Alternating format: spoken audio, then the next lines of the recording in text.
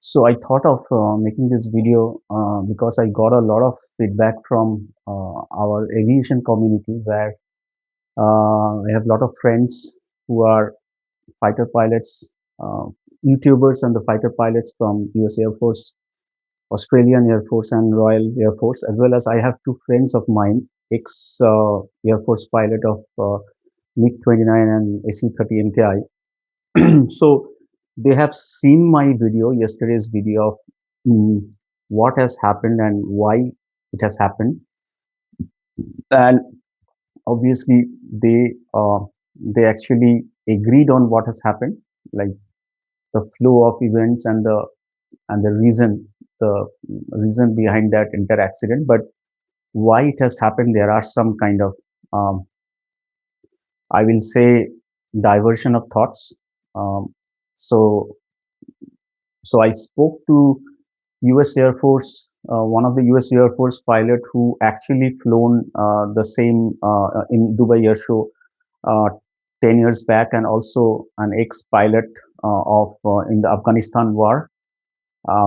His name is Jane Watson, and he runs a YouTube channel, as well as I discussed with another Australian guy, Australian Air Force, and both of them are in an opinion that there was an ALOC.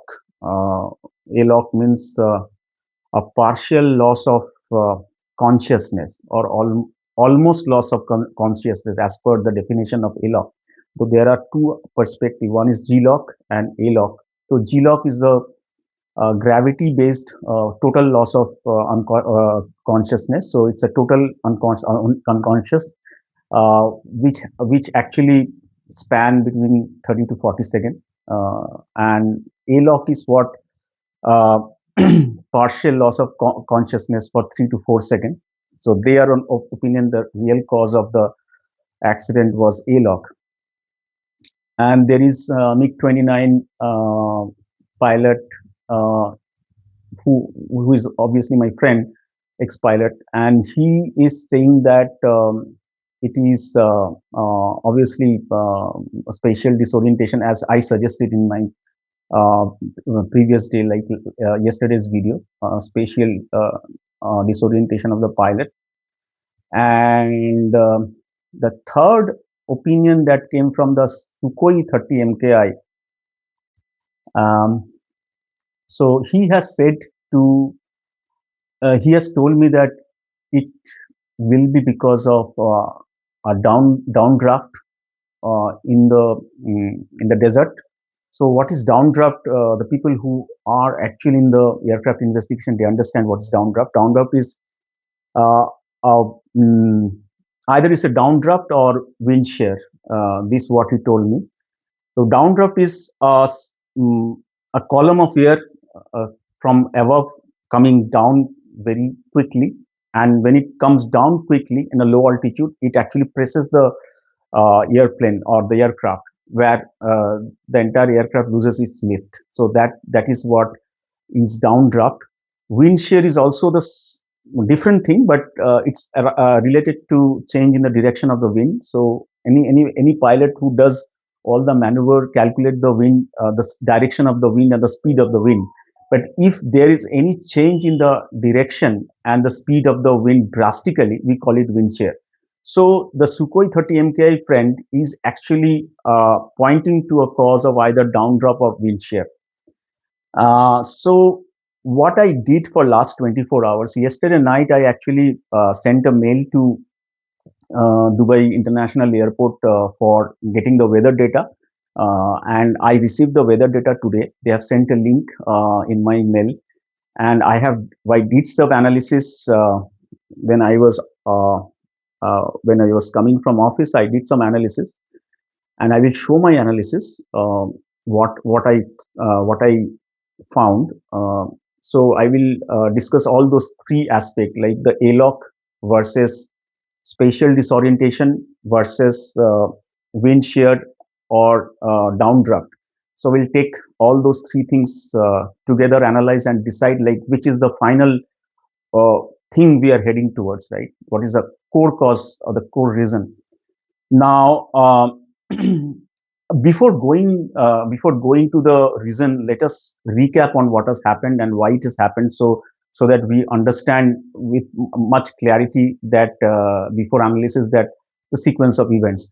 Obviously, the people who have not seen my video on the detail, what has happened and why it happened, I will just uh, anybody can go to the Delta Doctrine YouTube channel or the Facebook channel and get it, or I will post a link in the description. Okay, before recapping the what has happened or why it has happened in terms of in the video footage, let me find out like what are the different possibilities of air crash, and let us strike down where we think that it's not the right cause, right? The first factor which can crash that situation is human factors or the pilot error. Let us differentiate what is pilot error, right? Pilot error is where the pilot is not following a standard SOP or procedure to operate a plane, and because of some negligence, the plane is crashed. So that we define as pilot error.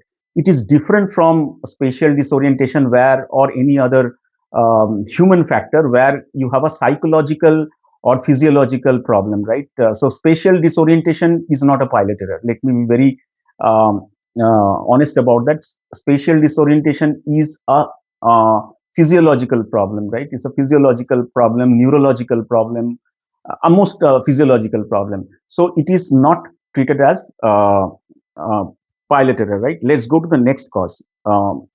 Next cause is the mechanical or technical failure. So I will show in the video footage and prove that there is no mechanical or technical failure. So Tejas, I will give a clean sheet to Tejas as well as Tejas engine, which is G404. So mechanical and technical failure is completely out of the window. Weather related cause. This is where I was telling that the Sukhoi 30 MKI friend told me about this is a desert, and there are a lot of downdraft or wind shear that can happen without any giving a warning. So that we will see. We'll just keep it. We'll just park it. The weather related cause. We'll just park it for the time being, and we'll just validate. But bird strike, there's no possibility of bird strike. Mid-air collision, no. So any sabotage? Okay, sabotage. One of the question that came before the entire thing, that sabotage was can be a cause. I don't think so. Sabotage is a cause because this plane is guarded heavily by Indian Air Force pilots, Indian Air Force technical staff as well as pilots and um, other staff, non-technical staff and security. And also, if there was sabotage, it will obviously crash before that. Any kind of sabotage, right? It will not do a 8 minutes, almost 8 minute sortie and then suddenly crash in a crucial time. So I don't think so. Sabotage is a conspiracy theory can kind of devise anything, right? But I don't think so. Sabotage is any of the option. Let's see what are the next option. Maintenance error. I don't think so. Maintenance error is very difficult to tell. Fuel related issue, no. Runway incursion, no. Software automation failure, no. I possibilities, no. Based on the visual what we have. Uh, any other thing? Okay. Mm, okay. So these are the number of reasons generally we get when we have a crash. So so right now we are delving deep into that.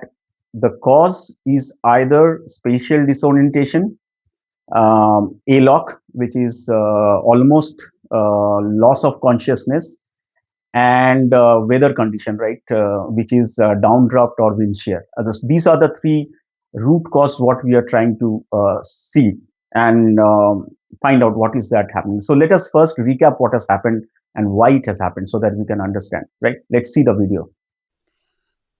So what I will do now, I will try to recap what has happened through visually, and this can be also found in detail in yesterday's video.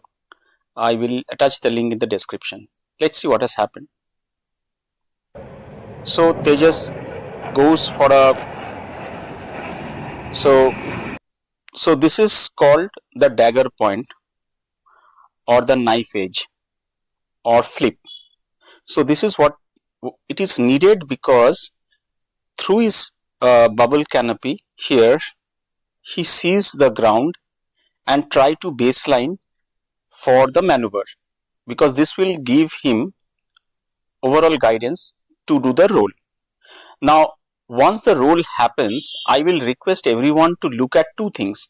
One is this area, which is the aileron and elevator, which actually controls the pitch, and the engine outlet. Now, if it has to go through a clockwise roll, the elevator and the aileron, this area has to point towards left hand side or towards the sky, not towards the camera or not towards the our side, right? It has to point towards the sky. And this engine, still we are seeing that afterburner has not been initiated, so it is on a normal standard thrust, going through a standard thrust. So let's play. So now he will do a 270-degree roll, and you will see the pitch of the nose, right? So he goes for the roll, and now in the just a frame back of just a frame back, you see that the aileron, there's a subtle change in the aileron and elevator. Let me just go towards point towards that.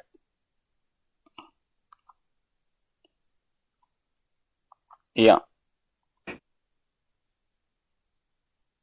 Now, so this is a point where he points the aileron and elevator towards the sky, and it tries to rotate, and it's rotate. Still, you look, there is no afterburner. So you will see a stream of light that goes from the afterburner. So now it rolls. Now, or maybe I will just try to show another thing.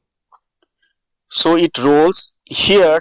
If you see here, if you see the edge, in this angle, when he started the roll, the configuration of the aileron and elevator was towards the sky. Now, now the configuration is towards the ground, opposite, and this is a wrong configuration. So he goes for a correct configuration, but midway between, while the plane was rolling, he stopped that configuration, and the plane stopped roll, and it started stalling. So if you see, the nose is pointing towards ground. So this is a classical case of aerodynamic stall, where the wings, where the plane loses its lift within the wings, right? And simultaneously you see the string of light that is coming from the outlet. That means the engine has been initiated with full thrust, so 100% thrust, the afterburner is there. So what it does, so first it is losing the lift and going towards the ground, pitching, it's a high angle of attack, negative angle of attack, it's going towards the ground, and on simultaneously he has actually initiated this thrust, and actually it causes the plane to go fast, move faster towards the ground. If this was not initiated, then the stall recovery process would have been much easier. But since he has activated this after thrust, the plane will move very fast towards the ground, right? So if you see, now it almost going down with afterburner on, that means it is pushing towards the ground, the descent rate is still increasing, right? And the problem is, okay, to recover from this process, he has to go through a aerodynamic stall recovery process. The process is, he has to point the nose up almost 0 degree to the ground. He has to, step one is point the nose up 0 degree towards the ground, level of the wings, and obviously then third step is raise the nose up with the high attitude angle of around 45 degree to fly towards the sky, and then simultaneously he has to press the afterburner while putting a high attitude of angle, right? But the problem is that he has actually pushed the lever in the before the stall recovery process. So we'll go to the through the stall recovery process. So he's trying to do that. The nose is becoming almost 0 degree to the ground. So here if you see, the nose. So step number 1 is completed, and step number 2, leveling of the wings, is also done. But problem is he doesn't have the ground. And if you see the attitude of the nose is now almost 15 to 20 degrees, he's trying to recover, but he doesn't have that enough ground or altitude to recover the process, and plane got crashed, right? So you saw that in a nutshell that the problem is with a very half-heartedly, or maybe he caught into two mind, or maybe there is some kind of disorientation that happened. We discussed that he, while doing a correct configuration in the mid of the turn, he changed the configuration opposite to that, and also he activated the full thrust, which is not so. Activation of full thrust for stall recovery is generally done with in a higher altitude, but in a lower altitude we don't. I mean, nobody recommends to kind of give a full thrust. That is complete no. It will worsen the situation, which is in this case, right? So this is how we saw the crash, right? So we saw that what has happened and why it has happened. Now we have to identify the root cause. Now let's take uh, the ALOC, which is the almost loss of consciousness, into the factor. So we saw in the video that for almost 1 second, pilot was doing certain weird things, which is not as per the protocol, right, or the SOP. Let's call it SOP. So 1.5 second, where during the roll he actually did different things, and that is probably not pilot error. That is either he is uh, partially unconscious, or his cognitive ability is impaired by a certain degree of G maneuver. So there is no significant negative G maneuver, side G maneuver. So there was side G maneuver, and his was when there's a side G maneuver from right hand side. That means his blood will go towards the feet, right, from brain to feet. And suddenly, when he goes when he turns, and suddenly there will be again an upstream of blood coming to brain, and this change of thing happens, and that becomes a problem for any pilot. And though these pilots are well trained pilots, handle any kind of negative G or differentiated G maneuver, and they have all G suit which handle at least 3 G kind of scenario. But ALOC can be a scenario, but obviously, I don't I don't think so. I mean, there is a possibility of ALOC for 1.5 second or 2 second maximum when he regained full consciousness suddenly. But what we have seen in similar kind of ALOC in a crash in British Columbia, that during this similar air show, though there was a ALOC, pilot regained the full. He was conscious, but regained the full cognitive like ability. It took at least 10 to 12 seconds, though he was conscious, but uh, he took around 10 to 12 seconds to regain his full cognitive ability. Same thing we have seen in multiple experiment in G suite, like when not astronaut go for the training, or pilot go for the training. There are a lot of things we have seen that ALOC doesn't impair the cognitive ability by 2 seconds, but it goes for further 10 seconds. So I don't think so. Though my friend from US and Australia are saying that there is a possibility of ALOC, my probability of my assessment is slightly low on that, right? That's number one. Number two cause is spatial disorientation. Should I take the spatial disorientation first, or should I take? Okay, let's take the weather condition, right? Let's see the. So I'm depicting in the screen the weather condition, and let's see how the weather fared on that time, right? So let us now see the whatever weather data provided to me by Dubai International ATC. So this is for 21st November, and we'll just take the snapshot of 2 p.m. to 3 p.m. So this is the snapshot.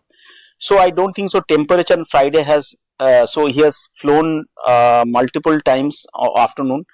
the temperature gradient is not that significant, so I don't think so there will be a problem in the density of air, or density gradient is a matter of concern that in the first video I talked about. So I don't think so density gradient will be a problem. Next, go to the cloud cover. So cloud cover, I guess ceiling and visibility okay. So ceiling and visibility is okay from that entire data. So there is no problem with the visibility. There is no haze. Haze was up to 9:30 a.m. So he was taking a slot of 2 p.m. So I don't think so there is a problem on that. These are not required. Now coming to the dew point, which is very critical. So the dew point is actually transitioning. There's a significant dew point transitioning. This is very important.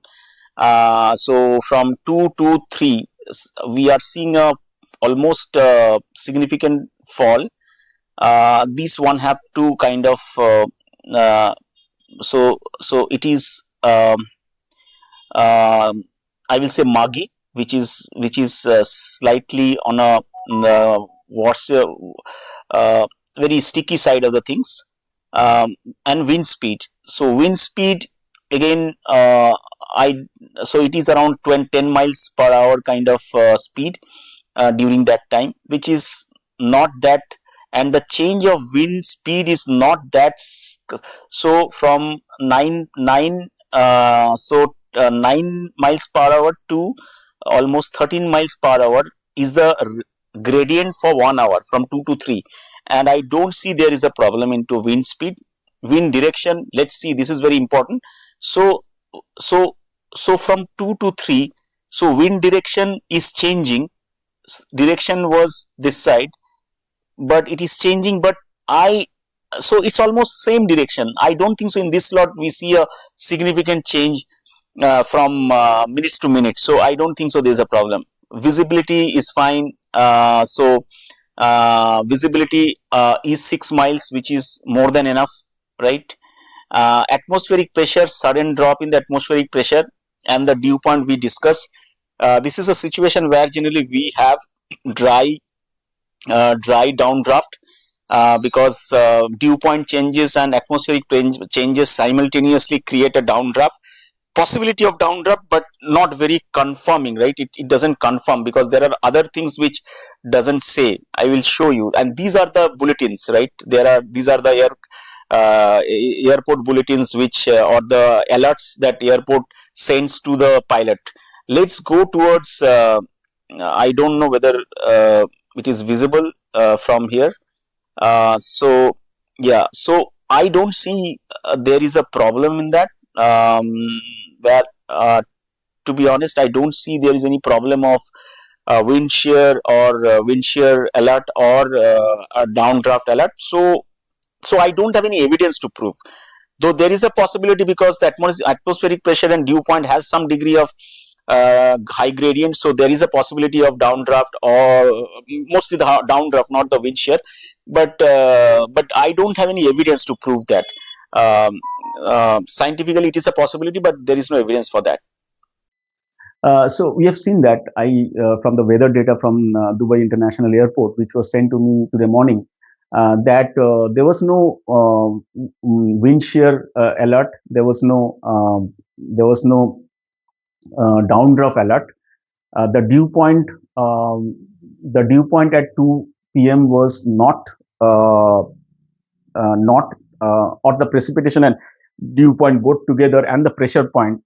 The people who understand this will know that the combination of pressure, dew point, and precipitation does indicate that there might be a possibility of downdraft or wind shear. So neither the Doppler radar from the airport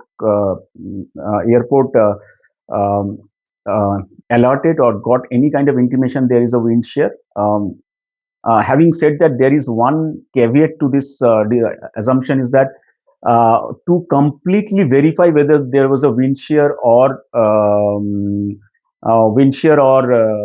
downdraft, it has to also communicate from the pilots, right? All the pilots in the commercial circle, when they land, they actually, when they encounter any kind of wind shear or downdraft, they actually communicate that to the ground radar, right? Or ATC. But here, I don't think so. There's only one plane, which is Tejas, which was flying, and that time nobody can communicate that there was a wind shear or not.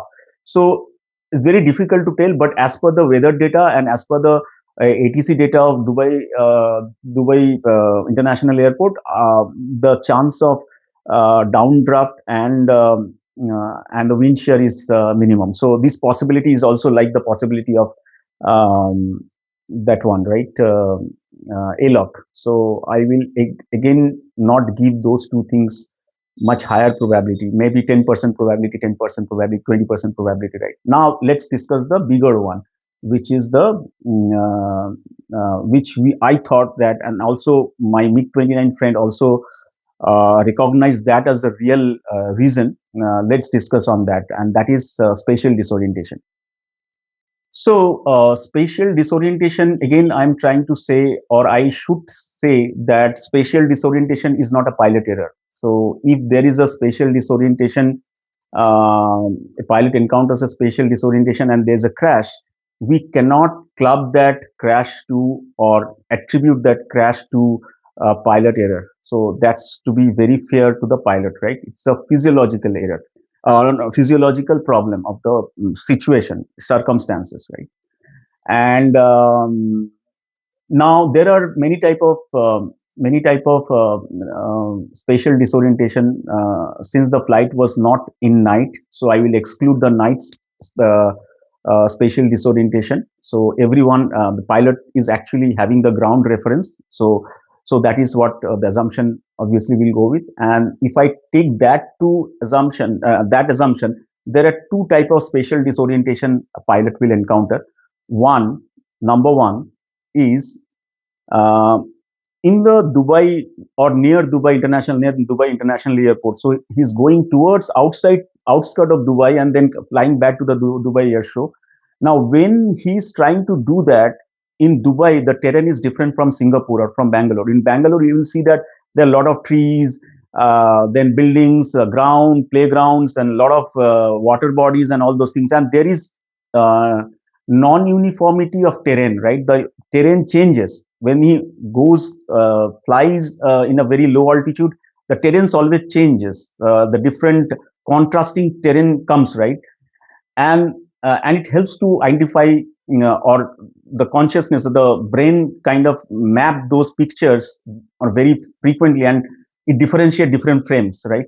Now in a terrain where you see a land of significantly a terrain of sand, right? You have sand all together and you fly through the sand, and suddenly you will disorient, like you will suddenly some of the frame, what you see, you will not kind of recognize, and you will disorient, right? There will be some disorientation, and this disorientation has been reported by many pilots who flown in Afghanistan as well in Dubai air show. So because the terrain is uniform terrain, so there is a possibility of disorientation. So that is one, terrain disorientation, uniform terrain disorientation. That's number one, disorientation. Number two, disorientation happens for a different reason. If you see the protrude tube, right, on the right hand side of the Tejas MK1, you will see a protrude tube as shown in the diagram, and uh, uh, this is required when Tejas wants to refuel while in air from the air tanker. So it has the capability to refuel itself when flying, by condition of flying. So this is a fixed protruded tube to kind of or I will say a portal or duct to kind of get the fuel from the tanker. Now the problem is that if you see the while doing the roll, before doing the roll, the pilot was 90-degree flip side, right, which is called dagger point, or the knife edge. We also call knife edge, dagger point, flip, whatever we can call it. During that time, the protrude tube is also kind of downwards. He's now what he's seeing two things. His eyes is, when he's looking at the ground from the cockpit for fixing the reference and the baselining. So he's seeing two things. One is the ground, which is the sand or similar terrain, and also a vision which is seeing in a background or maybe in a foreground a protrude tube, and this creates a parallax effect. In physics we know what is parallax effect. So if you have two bodies in different direction and you fly, and the farthest position actually goes slow than the closest position. So but this is the same reference point, right? So there is a possibility of parallax, and because of the parallax he actually had some disorientation, right? And this has been also this has been also mentioned by my Australian friend, who is a fighter pilot, and he actually heard that from a British pilot who actually was doing some degree of old. He used to fly old plane, British airplane, where there was these protruding tubes of fuel, right? So he had also had some similar experience. So that is the second or the number two type of spatial disorientation. So my theory is absolutely, I'm more or less absolutely clear. There is a probability of ALOC, which is due to partial loss of consciousness. The probability is less because I saw that the maneuver was quickly being corrected, and you cannot have a 2 second of ALOC.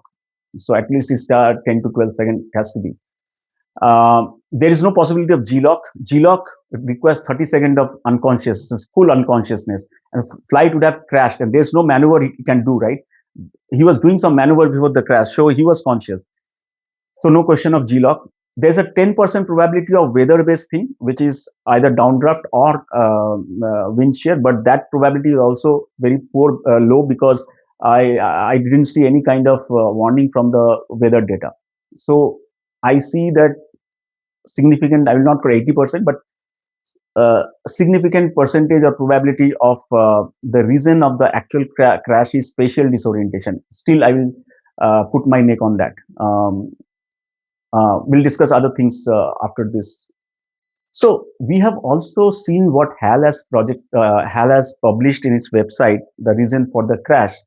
And I fully agree, there is no question of Tejas malfunctioning or Tejas structural problem or any problem related to Tejas, right? And they have published in the website, the reason is special circumstances. Now, what does that because HAL will understand, because there are some maintenance data they can get via the network, the telemetry network, right? So it's not everything stored in so everything is stored in black box, but or the black boxes, both the FDR and CVR. But there are some telemetry data which generally comes to the maintenance depot or the station which was in Dubai, right? The portal station which was in Dubai. So they might have understood some cause, and they have given those data to telemetry data to the investigation agency. So probably they are very much sure that it is not Tejas, and I agree on that. And I agree also on the special circumstances. And special circumstances, again, what I was saying, that spatial disorientation is not a special circumstances. Special circumstances is obviously, I will say what the US guy was saying, right? It will be no, it was Sukhoi M30, Sukhoi 30 MKI friend. He was saying that you should check the downdraft and also the wind shear. So I don't know, because there's a lot of confusion. So, but I will stick. I will put my money on the spatial disorientation. Now, what should be done? Was there a problem in any kind of? They have uh, fully complied with the things. So, to give you a perspective, from 17th to 21st, 5 days, the 5 days, there were this entire air show was held, right, in Dubai. And from 17, 18, 19, 20, every these 4 days, all these 4 days, the pilot has taken a afternoon slot of the air show for the air show. So Tejas was flown every day in the war show, in the air show. So 17 afternoon flown, 18 afternoon flown, 19th afternoon flown, 20th afternoon it flown. 21st, the final day, when he was trying to do that, do this entire thing, it crashed. So questions should be asked whether, and if the entire, all these um, uh, sorties, let's call, I mean, let's take the technical term, the correct official term, it's called sorties. Like every sorties was 8 to 10 minutes sortie, duration of the sortie, right? And with so much of negative G, positive G, side G, then differentiated G, all these maneuvers, his body has gone through multiple, I will say, wear and tear, right? Might physiologically, neurologically, mentally, whatever I call it, right?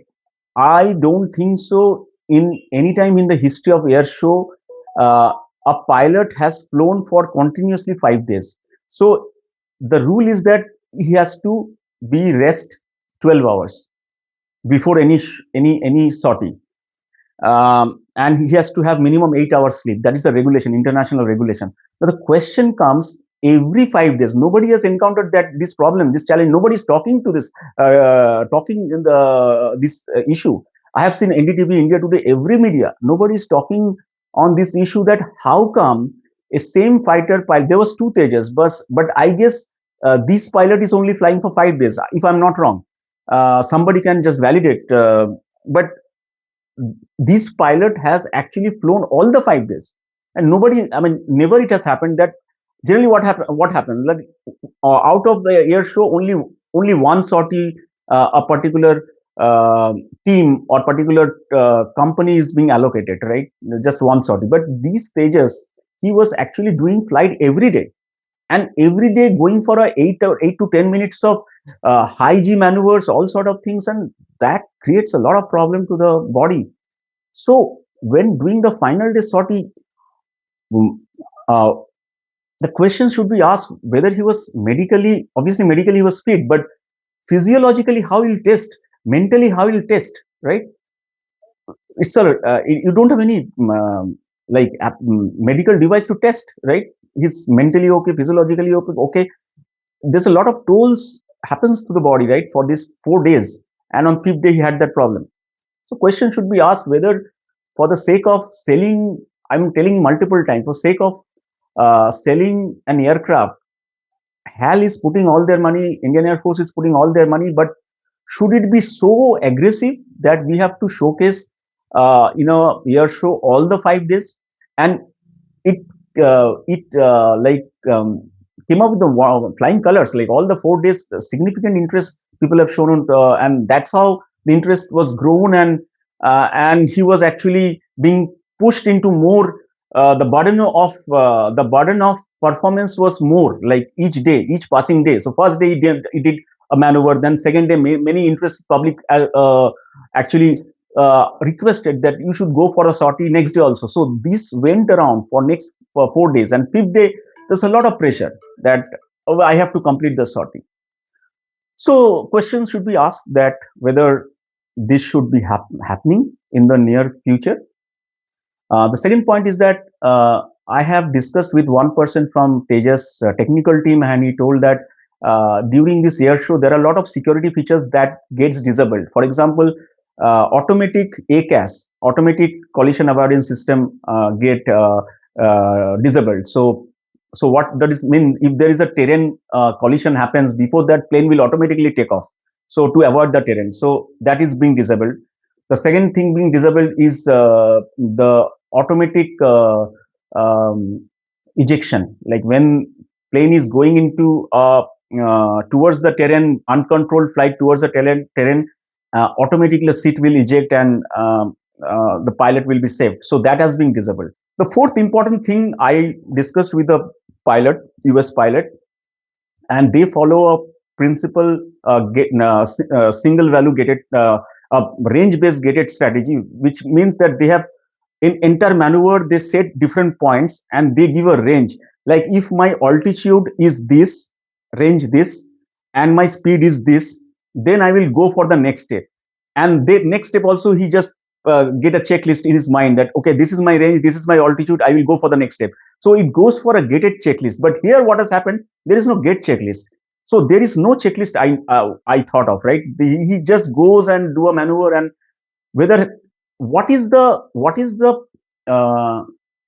the final point or final check when he says I should roll back on more maneuver, I should roll back and just fly up, or I should go ahead with my maneuver. So where is that checklist? So that is another problem. We have to see whether there's really I follow those kind of gated checklist, or at least single checklist. I guess single point checklist is always there because I know that they follow. But gated checklist is very critical for this kind of maneuver. So these are the four items IAF HAL should look at. What I'm saying from my experience, my academic experience, and my experience on research, and as well as all my friends from different pilot US, US, Australia, and Indian pilot circles. So these are the things which I um, thought of sharing with you. Thanks for watching, and hope um, our beloved pilot rest in peace and his family is well protected.